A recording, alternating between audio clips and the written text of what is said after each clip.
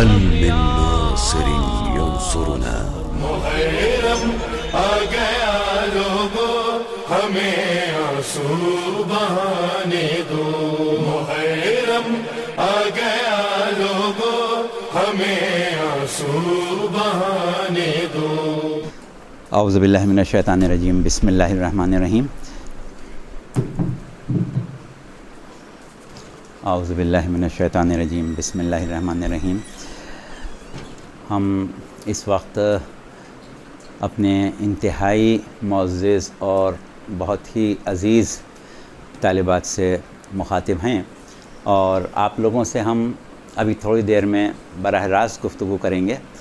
فی الحال ہم جس بات کا آغاز کر رہے ہیں وہ آپ لوگوں کی جو کلاسوں کا آغاز ہو رہا ہے ذاکری کے حوالے سے، اس بنیاد کو سامنے رکھتے ہوئے ایک چھوٹی سی گفتگو اور تقریر آداب ذاکری کے عنوان سے، کہ ذاکری کے آداب کیا ہونا چاہیے۔ ہر چیز اپنی ایک حیثیت رکھتی ہے، ہر چیز کے اپنے آداب ہوتے ہیں، ہر چیز کا اپنی ایک شائستگی ہوتی ہے۔ تو ظاہر ہے کہ ذاکری کوئی معمولی چیز نہیں ہے۔ ہمیشہ ذہن میں یہ رکھیے کہ ذاکری جو ہے وہ ایک اتنی عظیم چیز ہے کہ اس کا ہم تصور بھی نہیں کر سکتے کہ یہ کتنی عظیم چیز ہے اور کہاں آپ قدم رکھنے جا رہی ہیں۔ تو ذاکری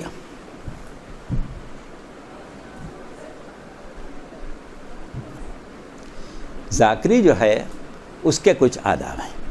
اچھا، اب ان آداب کو سمجھانے کے لیے جو پیرایا ہم نے اختیار کیا ہے وہ یہ ہے کہ پہلے آپ یہ سمجھیں کہ خود ذاکری کیا ہے، اور جب ہم ایک دفعہ یہ اندازہ لگائیں گے کہ ذاکری خود کیا ہے تو پھر اس کے آداب کو بھی سمجھنے میں آسانی ہو جائے گی۔ اب دیکھیے، ایک چیز جو ہمارے پاس بہت ہی واضح ہے وہ یہ ہے کہ ذاکری کا لفظ جب ہم استعمال کرتے ہیں تو عام طور پر ذکر اہل بیت اور خاص طور سے مصائب اہل بیت جس میں واقعات کربلا یا مظلومی امام مظلوم امام حسین علیہ السلام کا ہم تذکرہ کرتے ہیں۔ اور مجلس جب منعقد ہوتی ہے، مجلس کا جب بھی اہتمام کیا جاتا ہے تو ظاہر ہے کہ بنیادی مقصد ذکر حسین ہوتا ہے، اس کے علاوہ اور کوئی مقصد نہیں ہوتا۔ باقی افادیات جو ہم حاصل کرتے ہیں وہ ذیلی ہیں، بنیاد جو ہے وہ بہرحال ذکر امام حسین ہے۔ اچھا، اب اس اعتبار سے جب ہم مجلس کا یا مجلس کی حیثیت کا جائزہ لیں تو مجلس کیا ہے؟ مجلس کوئی ہمارا ثقافتی اجتماع ہے، مجلس کوئی ہمارا اجلاس ہے، کوئی جلسہ ہے، کوئی کانفرنس ہے، کوئی گیٹ ٹوگیدر ہے؟ ظاہر ہے کچھ نہیں ہے۔ تو سوال یہ کہ مجلس کیا ہے؟ مجلس حسین در اصل ہماری ایک اجتماعی عبادت ہے۔ یہ خاص مومنوں کی عبادت ہے، عام مومنوں کی عبادت نہیں ہے۔ پروردگار عالم نے سورہ مریم کی آیت 96 میں ان لوگوں سے وعدہ کیا کہ جو ایمان بھی لائے اور اعمال صالح بھی انجام دیے، جن کے ایمان کو اور جن کے اعمال صالح کو پروردگار عالم نے قبول کیا، ان کو ایک خوشخبری دی، ان سے ایک وعدہ لیا۔ اور وہ وعدہ ان سے کیا کیا؟ ان سے وعدہ یہ کیا کہ ان الذین آمنوا وعملوا الصالحات سیجعل لهم الرحمن ودا۔ وہ لوگ کہ جو ایمان لے آئے، اعمال صالح انہوں نے انجام دیے، ان کے لیے پروردگار عالم بہت جلد ایک مودت قرار دینے والا ہے۔ تو کیا ہوا کہ یہ مودت کس کے لیے قرار دی گئی ہے؟ صاحبان ایمان کے لیے، اور ان کے لیے کہ جو اعمال صالح انجام دیں، جن کے ایمان کو بھی اللہ نے قبول کیا، جن کے عمل کو بھی اللہ نے قبول کیا۔ مودت کی نعمت کا وعدہ ان کے لیے کیا گیا ہے، باقی کسی کے لیے نہیں کیا گیا ہے۔ وہ لوگ کہ جن کے ایمان ناقص ہیں ان سے مودت کا وعدہ نہیں کیا گیا، ان کو خوشخبری نہیں دی گئی ہے۔ جن کے اعمال صالح نہیں ہیں ان سے بھی ایسی کوئی نوید نہیں دی گئی ہے، نہ ایسا کوئی وعدہ لیا گیا ہے۔ اب اس کے بعد اگر ہم تھوڑا سا اور آگے بڑھتے ہیں، کیونکہ ہم بہت زیادہ وقت نہیں لینا چاہ رہے ہیں اس سلسلے میں، لیکن یہ جو ہم نے آیت پڑھی ہے یہ دراصل ایک تسلسل ہے۔ یہ آیت ہم نے اس لیے پڑھی کہ عام طور پر لوگوں کے ذہن میں نہیں ہوتی، لیکن اس کے بعد جو آیہ مودت ہے وہ سب کے ذہن میں ہے۔ آیہ مودت کو عام طور پر قل لا اسألکم علیہ اجرا سے ہی شروع کیا جاتا ہے۔ یہاں سے آیت نہیں شروع ہوئی ہے۔ آیت کہاں سے شروع ہوئی ہے؟ اب ہم پوری آیت ابھی نہیں پڑھ رہے ہیں، صرف آپ کو اشارتاً بتا دیں کہ آیت وہاں سے شروع ہوئی ہے کہ یہ خوشخبری ہے ان لوگوں کے لیے کہ جو اعمال صالح بھی انجام دیتے ہیں اور ایمان بھی لائیں، یا ایمان بھی لائے ہیں اور اعمال صالح بھی انجام۔ تو وہ جو وعدہ کیا گیا تھا کہ کس کے لیے مودت واجب ہو رہی ہے؟ صاحبان ایمان کے لیے۔ اب یہ مودت کی خوشخبری بھی انہی کو دی جا رہی ہے کہ جو صاحبان ایمان بھی ہیں اور اعمال صالح بھی انجام دیتے ہیں۔ تو یہ مودت ان کے لیے نعمت ہے، اور اس کے بعد پھر کہا گیا ہے کہ قل لا اسألکم علیہ اجرا، اور اسی طریقے سے پھر بعد میں بھی اس آیت کی مزید وضاحت کی گئی ہے۔ اور اس وضاحت کے بعد اسی آیت کو ہم اور آگے بڑھائیں اگر اسی تسلسل کو، تو پروردگار عالم نے ایک مقام پر آ کے یہ کہا ہے کہ وقفہم انہم مسئولون، اور ان لوگوں کو روک لو، یہ وہ ہیں جن سے سوال کیا گیا۔ کن لوگوں کو روک لو؟ کہ جن لوگوں نے اپنے اعمال کا حساب دے دیا، اپنے ایمان کا حساب دے دیا، اب ان کو جنت کی طرف روانہ ہونے کا ایک لحاظ سے پروانہ بھی مل گیا، ان سے اللہ ان کے بارے میں کہہ رہا ہے کہ ان کو روکو، ان سے سوال کیا گیا ہے۔ جب اس سوال کا جب تک یہ جواب نہ دے دیں یہ آگے نہیں بڑھ سکتے۔ وہ سوال کیا ہے؟ اب اگر ہم ان آیتوں کو ملائیں تو صاف پتہ چلتا ہے کہ صاحبان ایمان اور صاحبان اعمال صالح کو خوشخبری دی گئی، پھر وہ نعمت ان کو عطا کی گئی، اور اس کے بعد اس نعمت کے سلسلے میں وہ مسئول قرار پائے، کیونکہ مسئول اس کو کہتے ہیں جس سے سوال کیا جائے، تو مسئول قرار پائے۔ اب اس سے آپ اندازہ لگائیں کہ ہم جن امور کو مودت کی بنیاد پر انجام دے رہے ہیں ان کی اپنی بنیاد کیا ہے۔ جس چیز کو ہم مودت کی بنیاد پر انجام دے رہے ہیں اس کی اپنی بنیاد ایمان کلی، ایمان کامل، ایمان اعلیٰ اور اعمال صالح۔ اگر ان دو چیزوں سے ہم ہٹ گئے تو سمجھیے کہ وہ مودت ہمارے لیے پھر نعمت نہیں ہے، اور اس مودت کو نہیں نبھا رہے ہیں ہم ثقافتی پروگرام کر رہے ہیں، اس کا اس مودت سے تعلق نہیں ہے۔ تو اس اعتبار سے جیسا کہ ہم نے کہا کہ مجلس عزاء امام حسین ایک عبادت ہے، اور یہ اس حق کی ادائیگی ہے جو ہم سے سوال کیا گیا ہے۔ اس سوال کے بارے میں پوچھا جائے گا کہ اس کو تم نے کس حد تک پورا کیا، تو ہم اس سوال کو پورا کر رہے ہیں، اس عبادت کو کر رہے ہیں۔ تو جب مجلس عزاء عبادت ہے تو جتنے آداب عبادت کے ہیں وہ سب مجلس کے طے ہو گئے۔ عبادت اس وقت تک عبادت نہیں ہوتی جب تک کہ نیت قربت نہ ہو۔ لہٰذا آپ مجلس میں شرکت کر رہی ہیں یا مجلس کی ذاکری کر رہی ہیں، آپ اس عبادت میں شامل ہوئی ہیں، تو وہ تمام آداب کے جو عبادت کے ہیں وہ مجلس کے بھی ہیں، کوئی فرق نہیں ہے۔ اب جب مجلس ہماری اجتماعی عبادت ہے تو ظاہر ہے کہ ذاکر یا ذاکرہ اس کی حیثیت کیا ہوئی؟ جس طرح نماز میں پیش امام کی یا پیش نماز کی حیثیت ہے، وہی ذاکر یا ذاکرہ کی اس عبادت مجلس میں ہے۔ تو اب آپ دیکھیں کہ جب ہم سوچتے ہیں کہ وہ شخص پیش نماز ہے، وہ شخص نماز پڑھاتا ہے اور نماز کی امامت کرتا ہے، ہزاروں لوگ اس کے پیچھے نماز پڑھتے ہیں، تو ہم اس میں کون سی صفات تلاش کرتے ہیں؟ ہم اس میں عدالت تلاش کرتے ہیں، ہم اس میں ایمان تلاش کرتے ہیں، ہم اس میں صبر و تحمل تلاش کرتے ہیں، ہم اس میں علم تلاش کرتے ہیں، ہر چیز ہم اس میں تلاش کرتے ہیں، اس لیے کہ وہ امامت کر رہا ہے اس عبادت کی کہ جس کو اجتماعی طور پر ادا کیا جا رہا ہے۔ تو اب ذاکر یا ذاکرہ جو ہے وہ بھی اس عبادت کی پیش امام ہے۔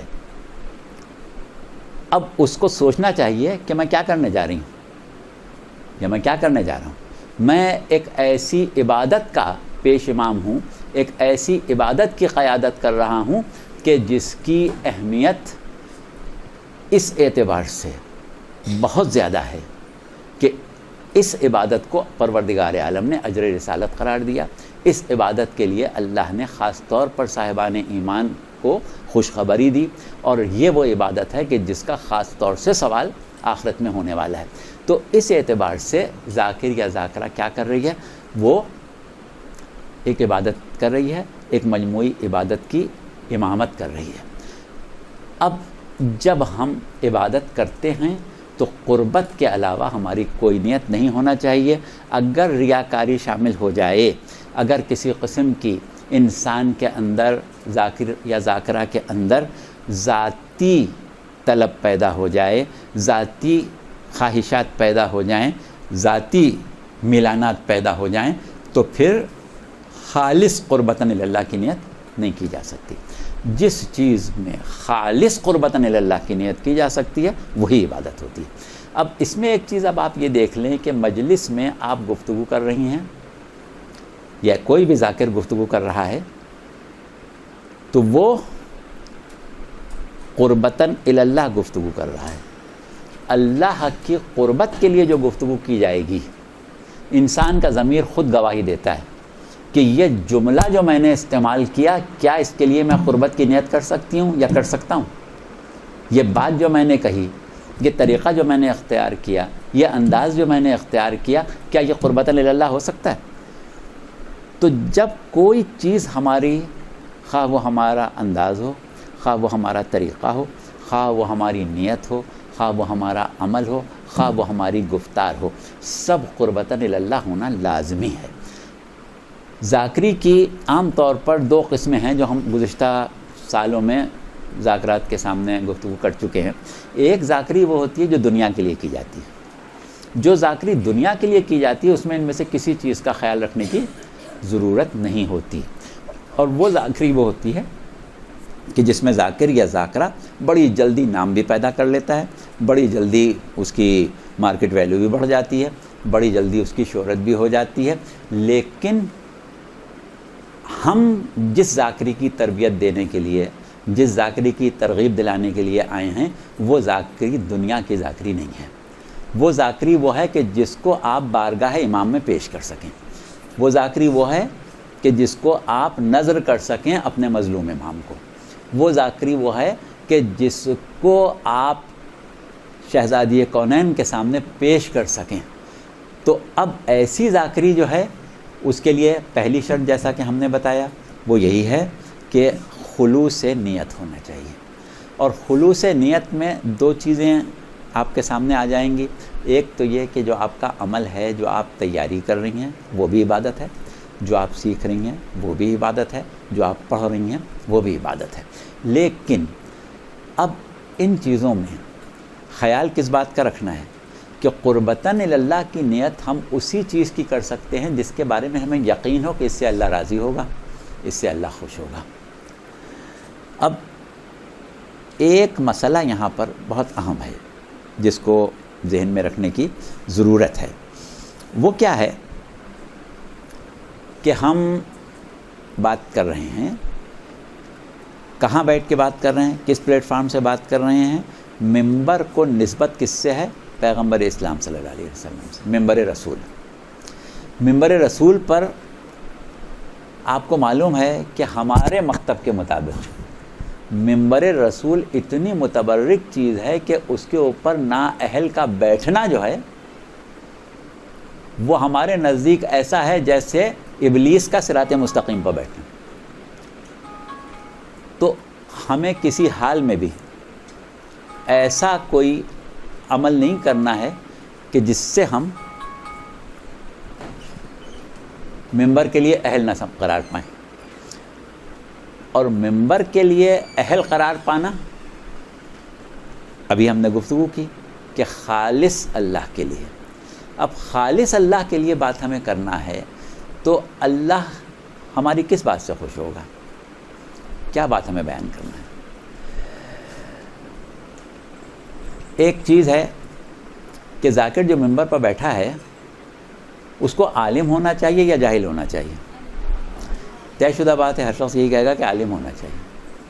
اب جب اس کو عالم وہ نہیں ہے، جاہل ہے، تو اس کے ممبر پر بیٹھنے کا فائدہ کیا؟ اور عالم ہے تو عالم کی بھی کوئی تعریف پروردگار عالم نے کی ہے کہ اللہ کی نظر میں، رسول کی نظر میں، ائمہ کی نظر میں عالم کون ہے؟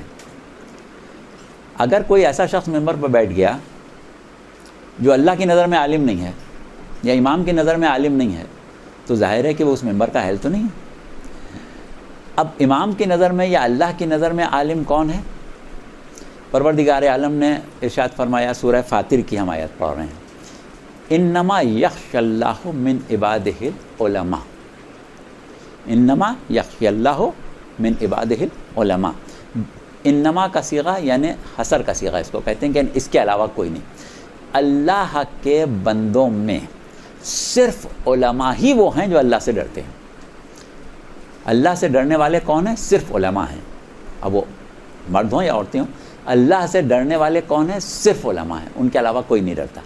اب ہمارا عام مشاہدہ کیا ہے؟ کیا ہم نے ایسے علماء نہیں دیکھے جو اللہ سے نہیں ڈرتے؟ ایسے بہت سے علماء دیکھے ہوں گے جن میں ذرہ برابر خوف خدا نہیں ہے، آپ میں زیادہ خوف خدا ہے، ان میں نہیں ہے۔ تو اب کیا کیا جائے؟ یہ آیت اللہ نے جو کہی کیا غلط ہے؟ اب اس کا صحیح مفہوم کیسے سمجھا جائے؟ جب معصومین علیہم السلام کی تعلیمات کی طرف ہم جاتے ہیں تو وہاں ہمیں ایک عجیب چیز ملتی ہے اس آیت کے ذیل میں، کہ جن کو تم عالم سمجھتے ہو ان میں خوف خدا تلاش نہ کرو۔ جن کو تم عالم سمجھتے ہو ان میں خوف خدا تلاش نہ کرو، جس میں خوف خدا دیکھو اس کو عالم سمجھو۔ تو عالم کی تعریف کیا ہوئی؟ جس میں خوف خدا ہو۔ اگر کوئی شخص اپنے ظاہری حلیے سے عالم ہے یا لوگوں میں عالم مشہور ہے یا خود اپنے آپ کو عالم کہتا ہے، تو آپ کے لیے ضروری ہے کہ آپ اس کو عالم نہ سمجھیں بلکہ اس کو عالم سمجھیں جس میں خوف خدا دیکھیں۔ تو اب اس کا مطلب کیا ہوا؟ معیار ایک ہاتھ میں آ گیا، جس کے پاس جتنا زیادہ خوف خدا ہوگا، جس کے نفس میں جتنا زیادہ خوف خدا ہے، سمجھیں وہ اتنا بڑا عالم ہے۔ تو عالم کا معیار، عالم کی تعریف آپ کے سامنے آ گئی کہ عالم وہ ہے جو خوف خدا رکھتا ہو۔ جو خوف خدا نہیں رکھتا وہ عالم نہیں ہے۔ اور ممبر پر کس کو بیٹھنا ہے؟ عالم کو بیٹھنا ہے، عالمہ کو بیٹھنا ہے۔ اگر خوف خدا رکھنے والا نہیں ہے تو عالم نہیں ہے، عالم نہیں ہے تو ممبر کا اہل نہیں ہے، اور ممبر کا اہل نہیں ہے تو وہ ممبر پر بیٹھا تو ہے لیکن صراط مستقیم پر شیطان بیٹھا ہے، ابلیس بیٹھا ہے، وہ ذاکر نہیں ہے۔ یہ ایک بنیادی آداب مجلس میں، آداب ذاکری میں آپ نقطہ ذہن میں رکھیں کہ اگر ہمیں ذاکر بننا ہے، اگر ہمیں ذاکری کرنا ہے، تو پھر ہمارا نفس اتنا پاک ہو کہ اس میں خوف خدا ہو۔ ہر لمحے، ہر لفظ جو ہماری زبان سے نکل رہا ہے وہ یہ سوچ کے نکلے کہیں اللہ اس سے ہم ناراض تو نہیں ہوگا، جو بات ہم کہہ رہے ہیں یہ اللہ کی ناراضگی کی تو نہیں ہو جائے گی، جو انداز ہم اختیار کر رہے ہیں اللہ کی ناراضگی کا تو نہیں ہے۔ تو اتنا خوف خدا ہوگا تو آپ عالمہ ہیں، عالم ہیں، اور اس عالم ہونے کی حیثیت سے آپ اہل ہو گئیں ممبر رسول کی۔ علماء ورثہ ہوتے ہیں انبیاء کے۔ کسی نبی کو حد یہ کہ سرکار رسالت ختمی مرتبہ صلی اللہ علیہ وآلہ وسلم کو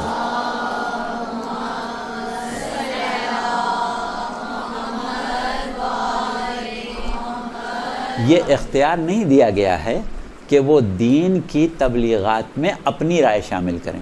رسول اللہ کی باقاعدہ سند ہے کہ وما ینطق عن الہویٰ، اپنی خواہش سے بولتا ہی نہیں ہے۔ تو کیا ہوا کہ ہر وہ شخص کہ جس کے ذمے تبلیغات دین ہوں، جس کو اللہ نے منتخب کیا ہو اپنے دین اور اپنی شریعت کو بندوں تک پہنچانے کے لیے، اس کے لیے بالکل یہ بات قابل قبول ہے ہی نہیں کہ وہ اپنی خواہش سے بولے۔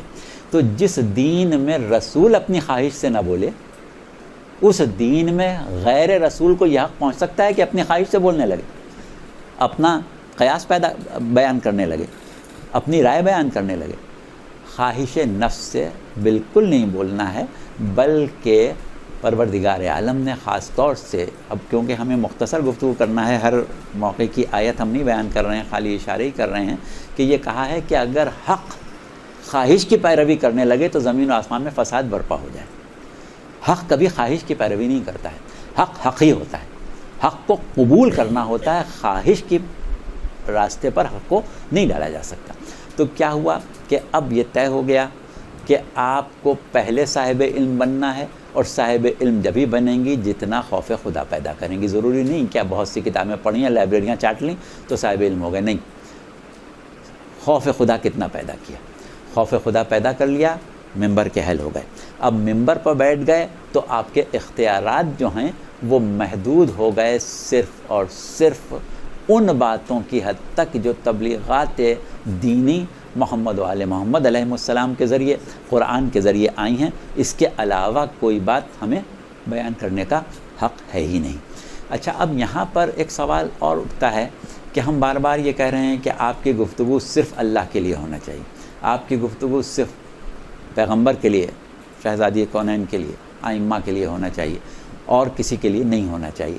تو فوراً ذہن میں ایک سوال ہوتا ہے کہ بھائی ان کو تھوڑی ہماری مجلسوں کی ضرورت ہے، ہماری مجلس تو ہمارے مجمع کو ضرورت ہے، لوگوں کو ضرورت ہے، تو ان کے لیے کیوں کریں، لوگوں کے لیے کریں نا۔ تو یہاں پر ایک بات آپ ذہن میں رکھیں، آپ کی مودت کی بنیاد کیا ہے؟ مودت کی بنیاد کیا ہے؟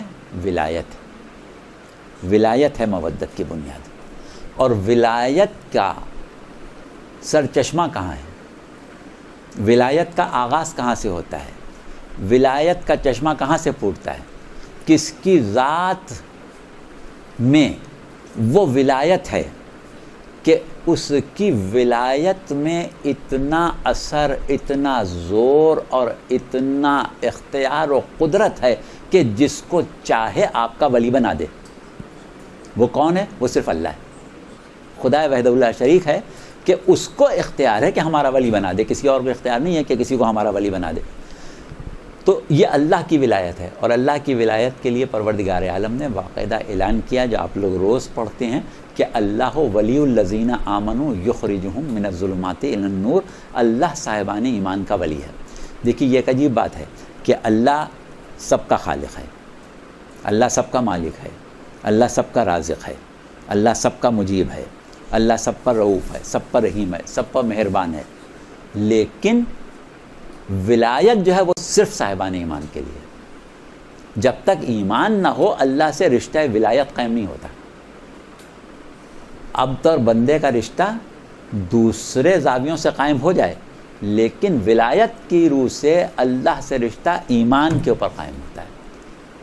اور رشتہ ولایت خداوندی، ولایت کے معنی کیا ہیں؟ اولائیت، سرپرستی، ہمارے نفوس پر ہم سے زیادہ اختیار رکھنا، ہمارے نفوس پر ہم سے زیادہ اختیار رکھنا، یہ ہے ولایت۔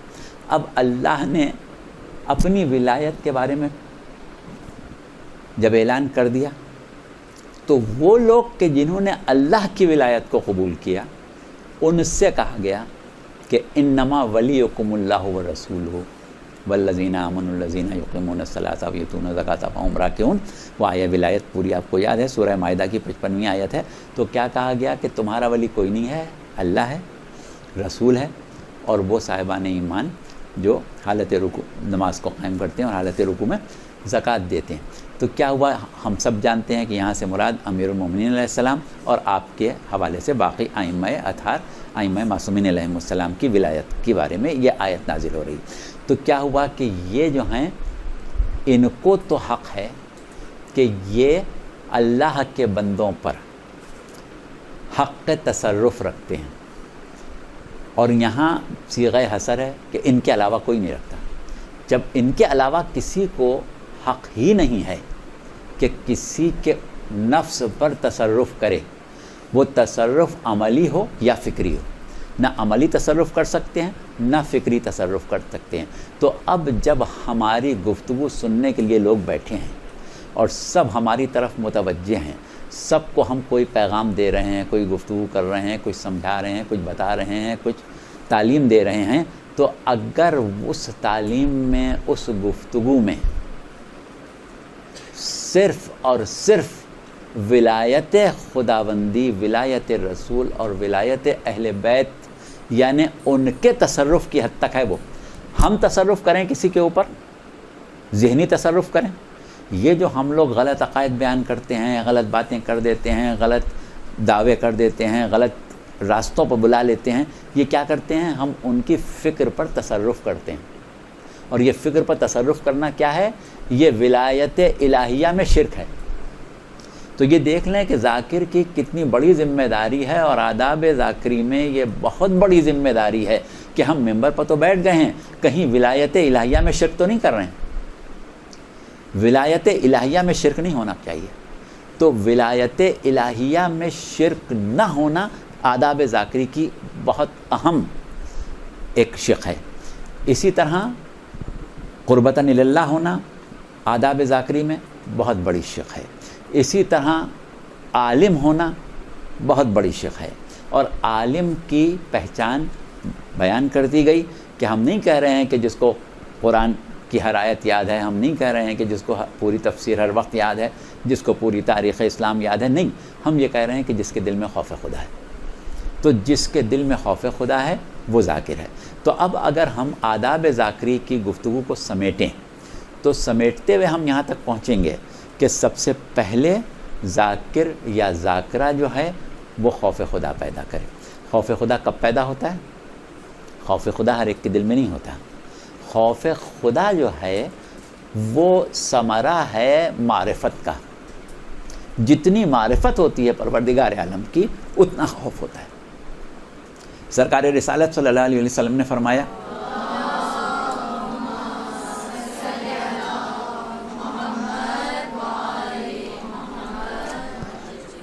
کہ میں تم لوگوں میں سب سے زیادہ خوف خدا کرنے والا ہوں، سب سے زیادہ خوف خدا میں کرتا ہوں۔ تو اس سے کیا بات سامنے آئی کہ معرفت میں پیغمبر اسلام سے بڑھ کے کوئی نہیں ہے۔ وہ بڑی مشہور حدیث آپ لوگوں کو یاد ہے کہ یا علی، اللہ کو یا میں نے پہچانا یا تم نے پہچانا، اور مجھ کو یا اللہ نے پہچانا یا تم نے پہچانا، اور تم کو یا اللہ نے پہچانا یا میں نے پہچانا۔ تو اب یہ مقام معرفت کلی ہے۔ اس کا مطلب یہ نہیں ہے کہ ہم میں سے کسی کو معرفت ہو ہی نہیں سکتی۔ معرفت ہو سکتی ہے لیکن اپنے ظرف کے مطابق ہو سکتی ہے۔ جیسے مثال کے طور پر ایک سمندر ہے، اس میں ہم ایک کوزے کو ڈال کے نکالیں تو اس میں اتنا پانی سمندر کا آئے گا جتنا اس کوزے میں گنجائش ہے، اور ایک سوئی کو ڈال کے نکالیں تو اتنا پانی آئے گا جتنی اس کے ناکے میں گنجائش ہے، اور اس سے زیادہ بڑا ظرف ہوگا تو اتنا آئے گا جتنی اس میں گنجائش ہے۔ تو بس یہ ہمارے نفس کے اوپر ہے کہ جتنی معرفت کی گنجائش ہمارے نفس میں ہے اتنی معرفت لازم ہے، اتنی معرفت واجب ہے۔ اب ہوتا یہ ہے کہ گنجائش نفس جو ہے وہ محدود نہیں ہے۔ پروردگار عالم نے انسان کو متحرک مخلوق بنا کے خلق کیا ہے۔ انسان ایک سفر کمال کی طرف بڑھتا رہتا ہے، آہستہ آہستہ اس کی سیر تکامل پوری ہوتی ہے۔ اس کی مثال ہم اس طرح دیتے ہیں کہ جیسے جناب ابراہیم تھے، پہلے وہ نبی تھے، پھر وہ رسول ہوئے، پھر وہ اولو العزم ہوئے، صاحب شریعت ہوئے، پھر خلیل ہوئے، پھر امام ہوئے۔ تو کیا ہے؟ اس کو کہتے ہیں سیر تکامل، یعنی آہستہ آہستہ ہر بندہ مومن ایک سفر تکمیل، سفر کمال طے کرتا ہے۔ پیغمبر اسلام صلی اللہ علیہ وسلم کی ایک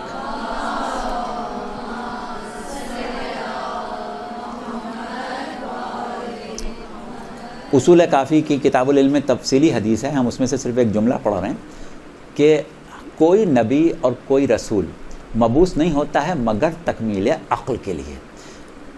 بعثت انبیاء کا مقصد تکمیل عقل ہے، اور انسان جو ممتاز ہوتا ہے دیگر مخلوقات سے وہ بسبب عقل ہوتا ہے۔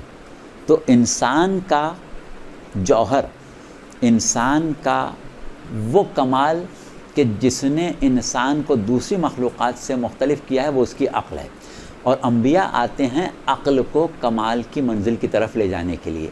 جتنا جتنا آپ کے اندر تبلیغات دینی اثر کرتی جائیں گی اتنی اتنی عقل کامل ہوتی جائے گی.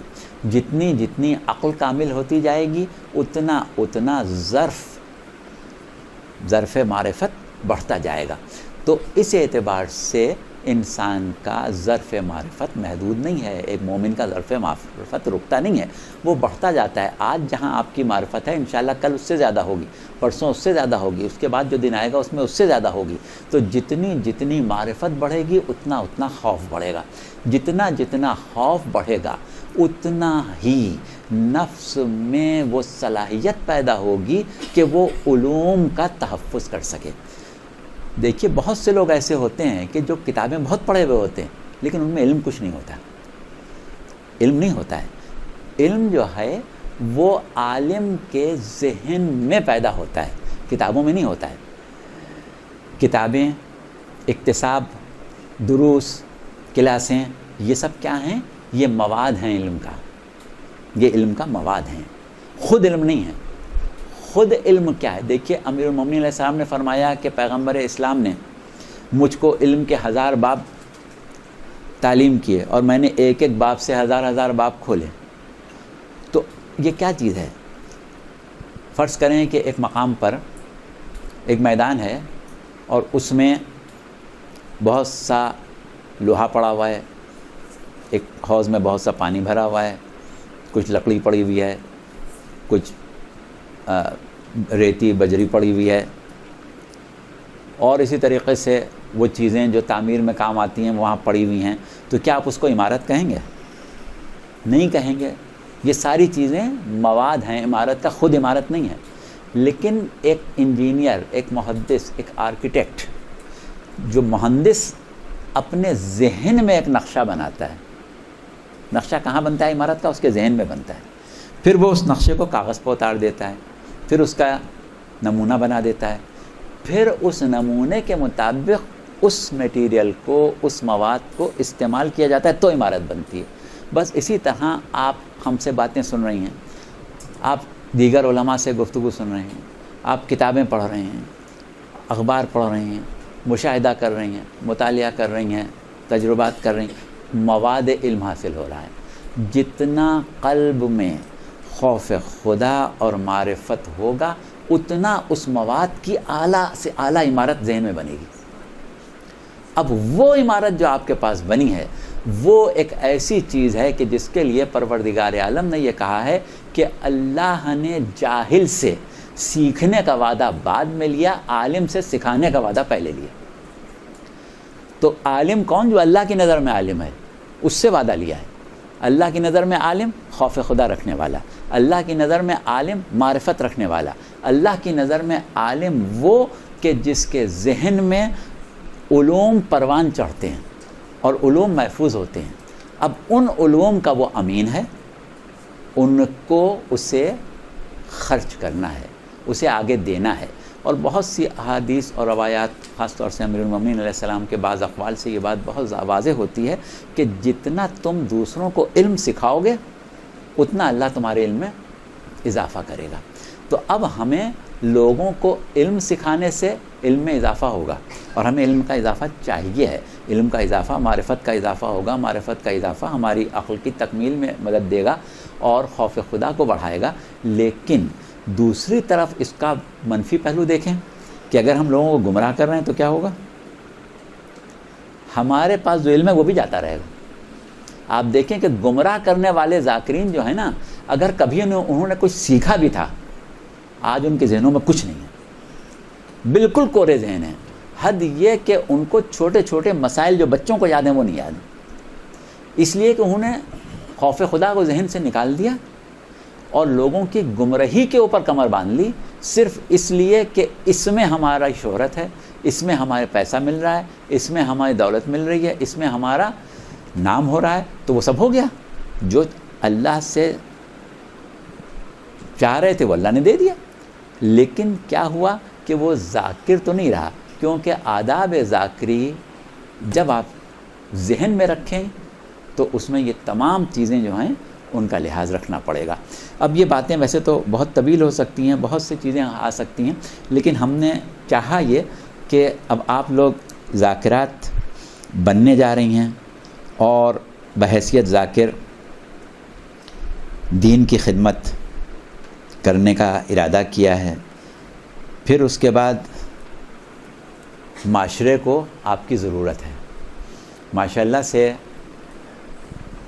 ہمارے معاشرے میں مجالس کی تعداد اور خاص طور سے خواتین کی مجالس کی تعداد دن بدن بڑھ رہی ہے، اور اللہ اس میں اور اضافہ کرے۔ تو جتنی زیادہ مجالس کی تعداد بڑھ رہی ہے، ذاکرات کی ضرورت پیش آ رہی ہے۔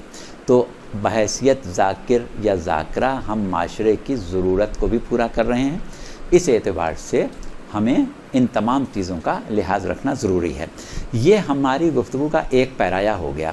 اب ہماری گفتگو ابھی انشاءاللہ ہم آپ لوگوں سے بات کریں گے کہ آپ لوگ خود جو یاد کر کے آئی ہیں کچھ پڑھیں، کچھ سنائیں، کچھ اپنے تاثرات کا اظہار کریں، اپنی ذاکری کا کوئی جوہر دکھائیں۔ تو اس میں صورت کیا ہوگی کہ ہم بار بار آپ لوگوں کو ٹوکیں گے کہ یہ لفظ غلط بولا، یہ محاورہ نہیں ہے، یہ شعر غلط پڑھا، یہ صرف کی غلطی آ گئی، یہ نحو کی غلطی آ گئی۔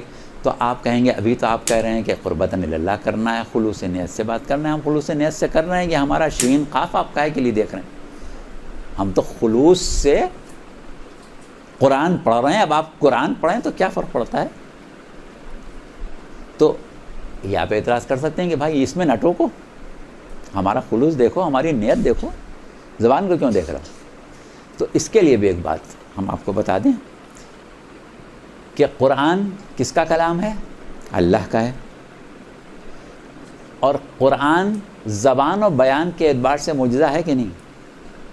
زبان و بیان کا بھی معجزہ ہے، اس میں فصاحت بھی ہے، اس میں بلاغت بھی ہے، اس میں حسن بیان بھی ہے، اس میں سلاست بھی ہے۔ یعنی جتنی خوبیاں بیان کی ہوتی ہیں وہ معجزانہ حد تک اللہ کے کلام میں ہیں۔ رسول کا کلام، رسول کے خطبات، ائمہ کے خطبات، خصوصاً امیر المومنین کے خطبات، ائمہ کی دعائیں جس میں وہ تعلیمات امت کو دیتے ہیں، ان سب میں جب آپ دیکھیں گے تو اس میں فصاحت و بلاغت ملے گی، اس میں زبان کی خوبیاں ملیں گی، زبان و کلام کی خوبیاں ملیں گی۔ اور ائمہ نے کہا بھی ہے کہ ہم فصیح لوگ ہیں، فصیح و بلیغ لوگ ہیں ہم۔ تو زبان و بیان جو ہے اس کی خوبی سنت الہیہ بھی ہے، سنت رسول بھی ہے، سنت ائمہ بھی ہے۔ تو اس کا مطلب یہ ہے کہ تبلیغات میں زبان کا حسن جو ہے اس کی اپنی کوئی حیثیت ہے۔ اس لیے ہم آپ کو ٹوکیں گے جگہ جگہ، غلط شعر کیوں پڑھا، مصرع غلط کیوں پڑھا، آیت غلط کیوں پڑھی، خطبہ غلط کیوں پڑھا۔ صرف خلوص کو نہیں دیکھیں گے۔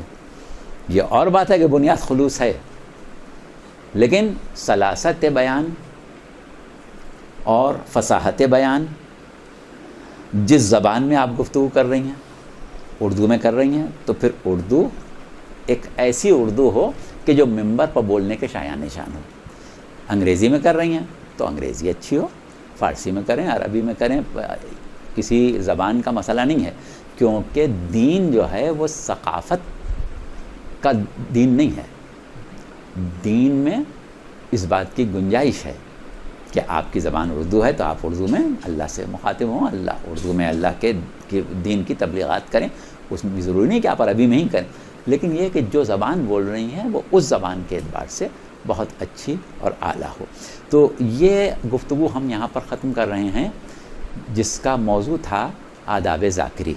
اور ہمیں یقین ہے کہ آپ لوگوں نے جتنی غور و فکر کے ساتھ، جتنی توجہ کے ساتھ ہماری باتیں سنی ہیں، یقیناً ذہن نشین ہو گئی ہوں گی۔ اور ضروری نہیں ہے کہ لفظ بلفظ آپ کو تقریر یاد ہو جائے، بلکہ اپنی اب انشاءاللہ آپ لوگ مجمع میں مومنین کے سامنے بحیثیت ذاکرہ آئیں گے، اور وہی ہم نے کہا کہ ذاکرہ کی حیثیت ایک عبادت کے پیش امام کی ہے۔ تو اسی حساب سے آپ کی نیت پاک و پاکیزہ، آپ کا ذہن پاک و پاکیزہ، آپ کا لباس پاک و پاکیزہ، آپ کی فکر پاک و پاکیزہ ہونا سب سے بڑا مجلس کا خاصہ اور ادب کا تقاضا ہے۔ تو یہاں تک تو ہم نے یہ بات ختم کی۔ اب صورتحال یہ ہے کہ یہ ہماری کلاسیں ہیں جس میں ہم کوشش کر رہے ہیں کہ ہمارے پاس آنے والی جتنی بھی طالبات ہیں، خواہ وہ پہلے سے ذاکرہ ہوں یا پہلے سے ذاکرہ نہ ہوں، پہلے سے ذاکرہ ہیں تو ان میں مزید نکھار آ جائے، اور اگر پہلے سے ذاکرہ نہیں ہیں تو اب انشاءاللہ وہ ذاکرہ بنے جس کو ہم دینی ذاکرہ کہیں، دنیاوی ذاکرہ نہ بنے۔ وقت ضائع کرنا ہے، کچھ حاصل نہیں ہونا ہے، دنیا میں بہت کچھ مل جائے گا لیکن فائدہ کچھ بھی نہیں ہوگا، 4 دن کی دنیا ہے، اس کے بعد کچھ نہیں فائدہ۔ تو وہ ہمارے لیے راستہ کھلا ہوا ہے کہ جس میں ہم اپنی آخرت بنائیں، جس میں ہم اپنا اللہ کی بارگاہ میں مقام بنائیں، جس میں ہم اپنے قلب کو بھی سالم کریں اور دوسروں کے قلوب کو بھی سالم کریں، کیونکہ جب آپ عالم کی حیثیت اختیار کر گئیں تو ذہن میں ہمیشہ رکھیں کہ بارگاہ خداوندی میں جس کا مقام سب سے زیادہ ہے وہ اس عالم کا ہے جو عالم باعمل ہو اور جس کے علم سے لوگوں کو فائدہ پہنچا ہو۔ ایک عابد جو رات دن عبادت کرتا ہے بارگاہ خداوندی میں مقرب ہے، لیکن جب وہ پہنچے گا روز حشر تو اللہ اس کو اعلیٰ مقام عطا کرے گا، اس کو جنت میں بھیج دے گا، اس کو بلند درجات میں بھیج دے گا۔ لیکن جب عالم پہنچے گا تو وہ اکیلا نہیں جائے گا، اس سے یہ کہا جائے گا کہ تو نے جتنوں کو جنت کے قابل بنایا ہے ان سب کو لے کے جا، کیونکہ عابد نے اپنے آپ کو جنت کے قابل بنایا، دوسروں کو نہیں بنایا، عالم نے دوسروں کو بنایا ہے۔ اور اللہ جو ہے وہ اتنا نوازنے والا ہے کہ وہ یہ دیکھ رہا ہے کہ عالم کے پاس جنت نہیں تھی، عالم جنت کی دعوت کیوں دے رہا تھا؟ اللہ کے توکل پر، اللہ کے کیے ہوئے وعدوں پر۔ تو اب اللہ بھی اس کا پاس کرے گا، کہے گا تو نے میرے ہی وجہ سے میری تعلیمات کو، میرے وعدوں کو سامنے رکھ کے میرے بندوں سے جنت کا وعدہ کیا، تو لے کے جا، تو نے ان کو قابل بنایا۔ تو اتنی قدر و قیمت ہے عالم کی، تو کیوں ہم اس قدر کو کھوئیں جب اللہ نے ہمیں موقع دیا ہے؟ تو بس اب آپ لوگ اس بات کے لیے تیار ہوں کہ کچھ موضوعات ہیں جو آپ لوگوں کو دیے جائیں گے، یا اگر ہم موضوعات آپ کو نہ بھی دیں تو آپ خود موضوعات کا ایک تعین کریں۔ اور یہ بات ہم سال گزشتہ بھی کہہ چکے ہیں، اس سے پہلے بھی کہہ چکے ہیں کہ موضوعات جو ہوتے ہیں ذاکری کے، اس میں تاریخ بھی ہو سکتی ہے، اس میں تفسیر بھی ہو سکتی ہے، اس میں آپ عقائد بھی بیان کر سکتی ہیں، اس میں اخلاقیات بھی بیان کر سکتی ہیں، اس میں حالات حاضرہ کو بنیاد بنا کے تبلیغ الدین کی راہیں کھول سکتی ہیں۔ خالی حالات حاضرہ بیان کرنا کوئی مجلس کا ادب نہیں، مقصد کیا ہے کہ ہمیں پہنچانا اللہ ہی تک ہے، ذریعہ کس چیز کو بنا ہے۔ تو ان تمام چیزوں میں ہر ذاکر یا ہر ذاکرہ کا ایک اپنا میلان طبع ہوتا ہے۔ بعض افراد وہ ہوتے ہیں کہ جن کے اندر دلائل و برہان اور مباحث کو بیان کرنے کی صلاحیت ہوتی ہے، خود بھی ہر معاملے کی گہرائی میں جاتے ہیں، دوسرے کو بھی چاہتے ہیں کہ غوطے لگوائیں۔ ان لوگوں کے لیے بہت اچھا ہے کہ وہ عقائد پڑھیں، کیونکہ عقیدہ ہم فلسفے اور کلام کے ذریعے سمجھاتے ہیں، بحث و مباحثے کے ذریعے سمجھاتے ہیں۔ کچھ لوگ وہ ہوتے ہیں کہ جو حافظے میں سنی ہوئی چیزوں کو یا پڑھی ہوئی چیزوں کو بہت آسانی سے محفوظ کر لیتے ہیں، ان کو چاہیے تاریخی موضوعات پر بات کریں، تاریخ پڑھیں، تاریخ بیان کریں، کیونکہ اس میں دماغ کو تو زور دینا نہیں ہے، حافظے پر زور دینا ہے خالی، اس میں آ جائیں وہ۔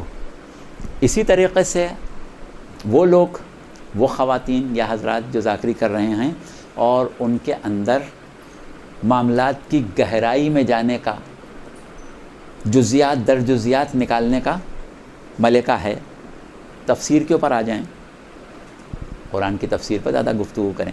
تو اس طریقے سے وہ لوگ کہ جن میں پند و نصیحت کی صلاحیت ہے اور بڑے میٹھے الفاظ میں بہت اچھے انداز میں نصیحت کر سکتی ہیں، ان کو چاہیے اخلاقیات کے موضوع کو لے لیں۔ تو ہر ایک کے لیے ایک موضوع، ایک راستہ، ایک سبجیکٹ نہیں مقرر کیا جا سکتا۔ یہ آپ کو خود معلوم ہونا چاہیے کہ آپ کی طبیعت کا میلان کیا ہے، آپ کس میں کامیاب ہو سکتے ہیں۔ تو جس چیز میں آپ کامیاب ہو سکتی ہیں اس کو ذریعہ بنائیں. مقصد وہی قرب خداوندی ہے، مقصد وہی معرفت ہے، مقصد وہی عبادت ہے، لیکن یہ سب چیزیں ذریعہ ہیں. تو جس چیز کو آپ ذریعہ بنا سکتی ہیں اس کو بنائیں. اور جس میلان طبع کو آپ نے اپنے اندر محسوس کیا ہے اسی سے متعلق موضوعات کا تعین کریں، انتخاب کریں، اور ان موضوعات کے اوپر خود پہلے اتنی تحقیق کر لیں، اتنا مطالعہ کر لیں، اتنا پڑھ لیں کہ وہ 10 منٹ یا 15 منٹ یا آدھے گھنٹے یا 20 منٹ یا 1 گھنٹے کی جتنے کی بھی آپ کو مجلس پڑھنا ہے. عام طور پر خواتین کے لیے یہ آسانی ہوتی ہے کہ انہیں گھنٹہ 1.5 گھنٹے یا 1.25 گھنٹے کی مجلس پڑھنے کی ضرورت نہیں پڑتی. سالانہ مجلسیں بھی جو خواتین کی ہوتی ہیں وہ بھی اتنی ٹکرا جاتی ہیں کہ ایک مجلس کے بعد دوسری، دوسری کے بعد تیسری ہو رہی ہوتی ہے. تو ذاکرہ کے پاس اچھا مواد بیان کر دے، چاہے وہ آدھے گھنٹے کی پڑھے. آدھے گھنٹے میں اچھا مواد اس نے بیان کر دیا، 15 منٹ بہت اچھے مصائب پڑھ دیے. بہت اچھے مصائب سے ہمارا مقصد یہ ہے کہ پر اثر، مصائب کی خوبی پر اثر ہونا ہے. جتنا آپ اثر لیں گی اتنا دوسرا اثر لے گا. پر اثر مصائب بیان کر دیے. زنانی مجلس جو ہے 1.25 گھنٹے میں اگر آپ نے پڑھ دی اور اس کے بعد نوحہ ماتم وغیرہ ہو گئے تو سمجھیں بہت اچھی کامیاب مجلس ہو جاتی ہے. مردانی مجلس میں پھر بھی یہ ہوتا ہے کہ مردوں کو تھوڑا زیادہ پڑھنا پڑتا ہے، خواتین کے لیے اتنا مسئلہ نہیں ہے. تو اگر آپ اپنی مجالس کو اپنے مزاج کے مطابق یہ طے کر لیں کہ آپ عام طور پر آدھے گھنٹے کی مجلس پڑھیں گے. اب بعض وقت ایسا ہوتا ہے کہ ایسی جگہ مجلس پڑھنا پڑ گئی کہ 10 منٹ کا بھی گنجائش نہیں ہے، وہ ایک الگ مسئلہ ہے.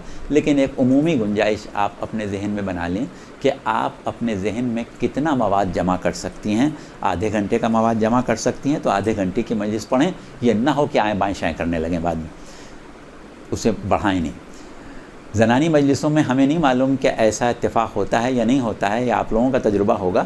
مردانی مجلس میں اکثر ایسا ہوتا ہے کہ ہم نے گفتگو کی، 45 منٹ 50 منٹ گفتگو ہماری تمام ہو گئی، اتنے میں پرچی آئی کہ مولانا صاحب ابھی انجمن نہیں آئی ہے، مجلس لمبی کر دیں. اب بھائی ہم نے بات بیان کر چکے، اب کیا لمبی کر دیں؟ تو اب اگر کوئی ایسا ذاکر ممبر پر بیٹھا ہے جس کا مواد ہی ختم ہو گیا 45 میں، تو کیا کرے گا وہ؟ بھئی جس کے پاس ہے وہ تو بیان کر دے گا، نہیں ہے تو کیا کرے گا؟ یا پتہ چلا کہ مولانا صاحب وہ ابھی کھانا نہیں پہنچا ہے، مجلس لمبی کر دیں. یا معلوم ہوا کہ ہم بیٹھ گئے اور ایک چھیڑ دیا مسئلہ ایسا کہ جس کی وضاحت کے لیے ہمیں کم سے کم 40 منٹ چاہیے ہیں، اور پرچی آ گئی کہ وہ انجمن باہر شور مچا رہی، 10 منٹ میں ختم کر دیں، تو سارے کیا دھرا بیکار ہو گیا. خواتین میں جہاں تک ہمارا خیال ہے اس قسم کی چیزیں نہیں ہوتی ہیں، آپ لوگ اس سے محفوظ ہیں. لیکن اس کا مطلب یہ بھی نہیں ہے کہ آپ بہت زیادہ پڑھیں. اتنا پڑھیں جتنا اچھا پڑھ سکیں. اگر ایک شخص میں اتنی گنجائش ہے کہ وہ 20 منٹ تو بہت اچھی مجلس پڑھتے، 20 منٹ کے بعد پھر وہ بات نہیں رہتی، 20 منٹ کی پڑھیں. اگر آپ آدھے گھنٹے اچھی مجلس پڑھتے ہیں، آدھے گھنٹے پڑھیں. کیونکہ اچھی مجلس اگر آپ 45 منٹ 50 منٹ پڑھ سکتی ہیں تو مجبوری میں اگر 30 منٹ پڑھنا پڑی تو وہ بھی اچھی ہی ہوگی. لیکن 50 منٹ اچھی پڑھنے والی مجلس کہا جائے کہ تم 65 منٹ اچھی مجلس پڑھ دو، وہ نہیں پڑھ پائے گی. تو اس اعتبار سے اپنی مجالس کو مختصر کریں اس حد کے اندر کہ جب تک اچھی پڑھ سکیں. اچھا، اب یہ آپ کو کیسے پتہ چلے کہ آپ یہ مواد جو ہے 15 منٹ میں پڑھیں گی، یا یہ مواد آپ 20 منٹ میں پڑھیں گی، یا یہ مواد آپ 1 گھنٹے میں پڑھیں گی؟ اپنا مواد جمع کریں. اس کے بعد اپنے گھر میں بیٹھ کے آپ یہ سمجھیں کہ آپ کے سامنے سامعین ہیں، سامعات ہیں، آپ اس کو پڑھیں اور گھڑی دیکھیں، اور جب مواد پورا ہو جائے تو دیکھیں کہ کتنی دیر میں پورا ہوا. اور اپنی رفتار پر بھی توجہ رکھیں کہ بہت تیز تو نہیں ہو گئی، بہت سست تو نہیں ہو گئی، درمیانی رفتار میں یہ مواد کتنی دیر میں ختم ہوا. اب ایک دفعہ یہ اندازہ ہو گیا، اتنے ہی مواد کے اوپر آپ جتنا چاہیں محنت کریں، جتنی چاہیں محنت کریں اس کے اوپر. اب اس کے بعد جو ایک اور کام کی بات ہے ذاکری کے حوالے سے، وہ یہ ہے کہ ذاکری میں ہم کچھ ٹکڑے ہوتے ہیں ذاکری کے. پہلے ہم خطبہ پڑھتے ہیں، خطبے کے بعد ہم تھوڑا سا تعارفی جملے، اپنی مجلس کا عنوان یا حمد و ثنا یا اور کوئی ایسی مختصر سی بات کہہ دیتے ہیں کہ لوگ ہماری طرف ذہنی طور پر تیار ہو جائیں اور اسی طرح سے متوجہ ہو جائیں. اس کے بعد ہم آتے ہیں اس چیز پر جو ہمیں بیان کرنا ہے. جس موضوع کا آپ انتخاب کریں اس کا اعلان کریں اور اپنے آپ کو اس کا پابند کریں. جتنا زیادہ آپ موضوع پر پابند رہنے کی عادت ڈالیں گی اتنی آپ کی ذہن میں ارتکاز توجہ پیدا ہوگا. ارتکاز توجہ شاید مشکل لفظ ہو گیا. Concentration of thought. تو کنسنٹریشن آف تھاٹ جب ہی ہوگا کہ جب آپ ایک مضمون کے اوپر اپنی نظر جو ہے وہ ٹھہرائے ہوئے ہیں کہ بات جو ہونا اسی سے متعلق ہونا, اس سے باہر نہیں ہونا. تو وہ آپ سامنے رکھ کے اس کے اوپر آئیں گے. اس کو ہم کہتے ہیں نفس مضمون. جب وہاں پر آپ آئیں گی تو ہم کہیں گے کہ اب آپ کہاں آ گئیں؟ نفس مضمون پر آ گئیں. اب نفس مضمون جب آپ گفتگو کریں گے ہم غور کریں گے کہ نفس مضمون میں آپ جو بات کر رہی ہیں وہ آپ کے مضمون سے متعلق ہے یا غیر متعلق ہے. وہ ہمیشہ مضمون سے متعلق ہونا چاہیے. اچھا, اب نفس مضمون کی مناسبت سے آپ کو سرنامہ کلام میں کوئی آیت پڑھنا ہے. اب وہ آیت اور نفس مضمون میں ربط ہے کہ نہیں ہے, یہ صلاحیت آپ اپنے اندر پیدا کریں. یہ نہ ہو کہ آیت تو آپ نے کچھ پڑھ دی, بات آپ کچھ کر رہی. جو آیت پڑھی ہے اس کے ذیل میں ہی بات ہو. سننے والا اگر سمجھدار ہے تو اس کو محسوس ہو کہ یہ اس آیت کے ذیل میں ہی بات ہو رہی ہے. اچھا, اس کے بعد آیت کی تفسیر کے بہت سے آداب ہیں, وہ ہم اس وقت چھوڑے دے رہے ہیں کہ آیت آپ پڑھیں تو اس کی تفسیر کن خطوط پر کریں گی. فی الحال اس کو چھوڑے دے رہے ہیں, یہ بات میں لیں گے. اچھا, دوسری چیز کیا ہے کہ خطبہ آپ نے پڑھا.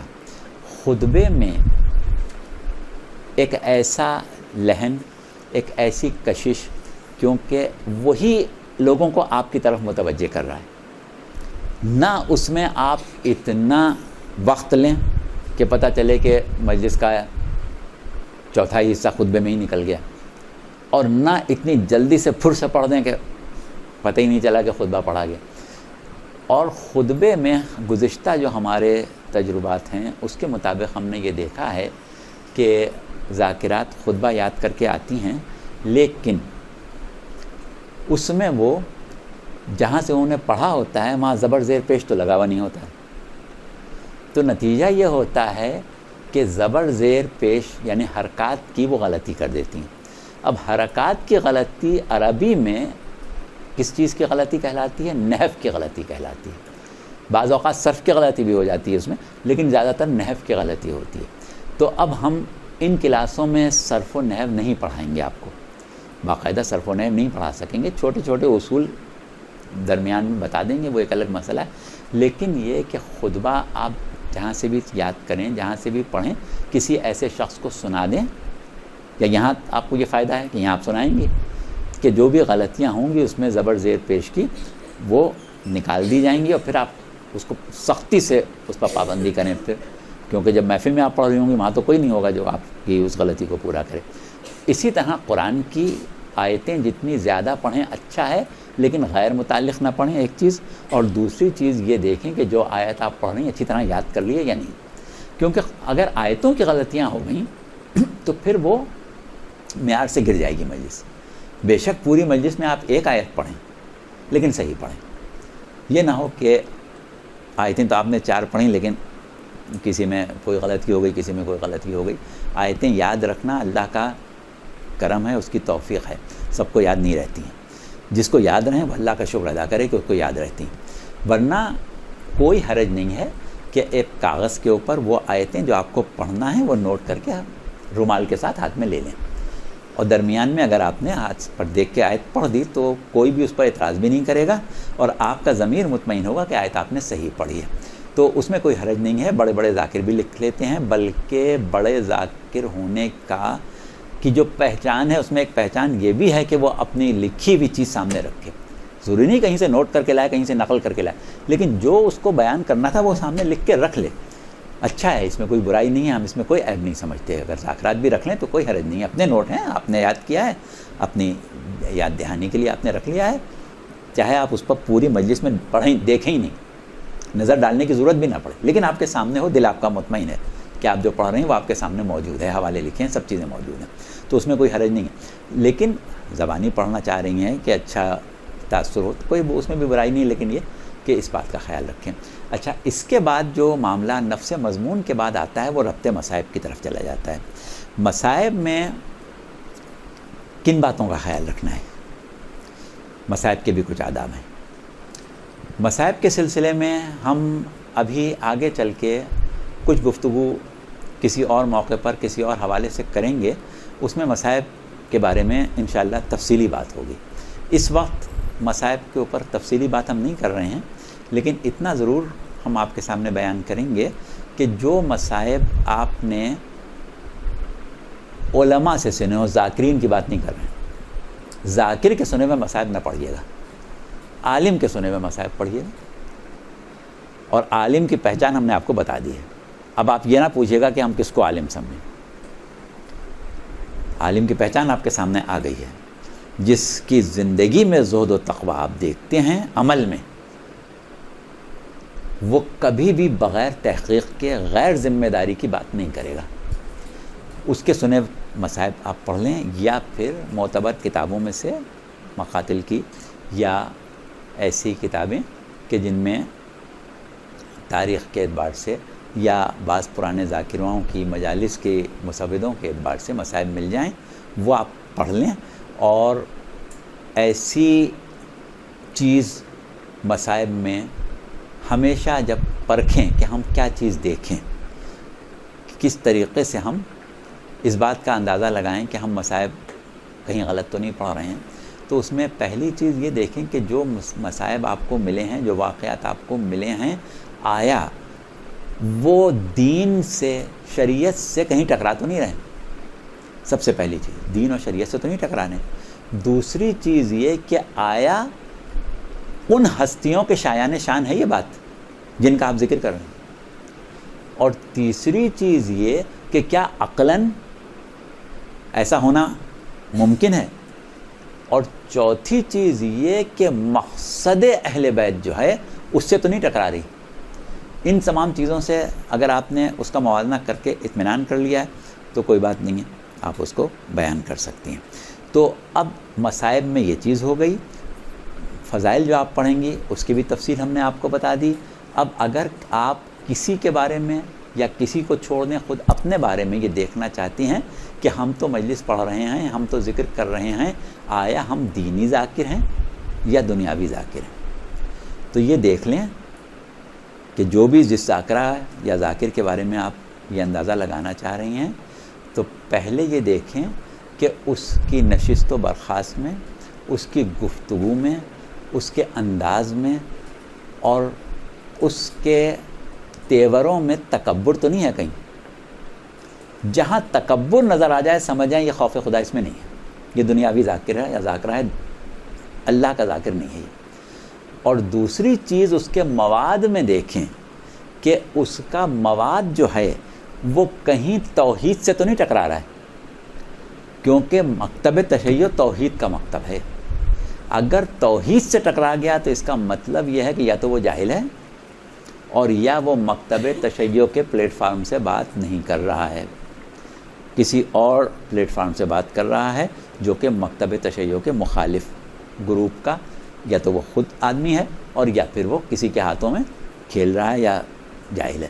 تو اس اعتبار سے اپنے اندر بھی یہ سوچیں کہ ہمارے بارے میں بھی لوگ اندازہ لگائیں گے کہ ہم کیسے ذاکر ہیں یا کیسی ذاکرہ ہیں، تو کبھی بھی تکبر کا کوئی پہلو اپنے اندر نہ آنے دیں۔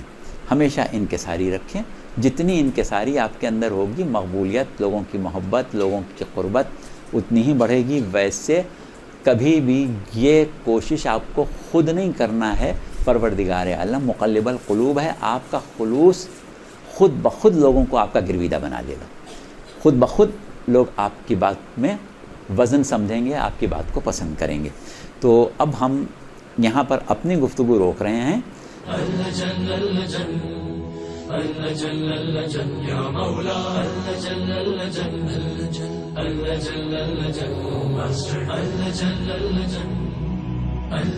يا صاحب السماء